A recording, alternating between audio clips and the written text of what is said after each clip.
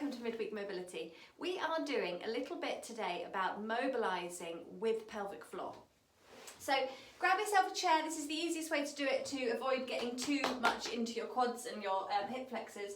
Sit yourself up nice and tall and just relax your arms, relax your shoulders. And then just collapse through your spine. And feel how when you collapse like this, your weight goes back onto the back of your pelvis, and you can feel a little bit more weight bearing over your back passage, which is the bit we want to use to create the pelvic floor lift. So it's like a squeeze, like you're trying to stop wind. So you start by lifting through that on your exhale. Begin the out breath and start lifting through the back passage. And as you do that, feel that lift come up into your tummy, and have that lift start to build your spine up to an extended position. So you come up to this flat line, but the effort and the work is really coming from the base. And then we inhale and we release back down again. So we start the pelvic floor engagement in the way that we would normally do it, squeezing and lifting through the back passage, trying to release everything else, keep the bottom relaxed, keep the belly relaxed.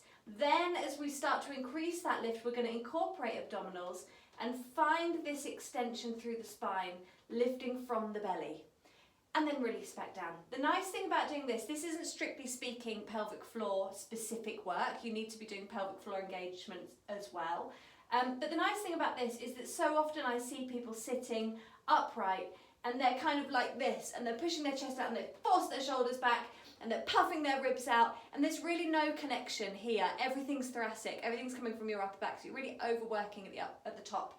So finding that relaxation on your inhale and building your spine up from your pelvic floor upwards, so it's like a lift, an elevator. You're lifting from the base through the belly, and ultimately the upper back just naturally lifts. And what you find then is you've got a really nice connection through your waist. Your shoulders just naturally slot into position without you having to roll them back or force them or puff the chest out, and then you release all the way back down again. Okay, so 3 or 4 of those a day whilst you're sitting at your desk doing some work just will reconnect you with your belly, reconnect you with your pelvic floor, and help you to find a little bit of lift away from your flexion at your desk.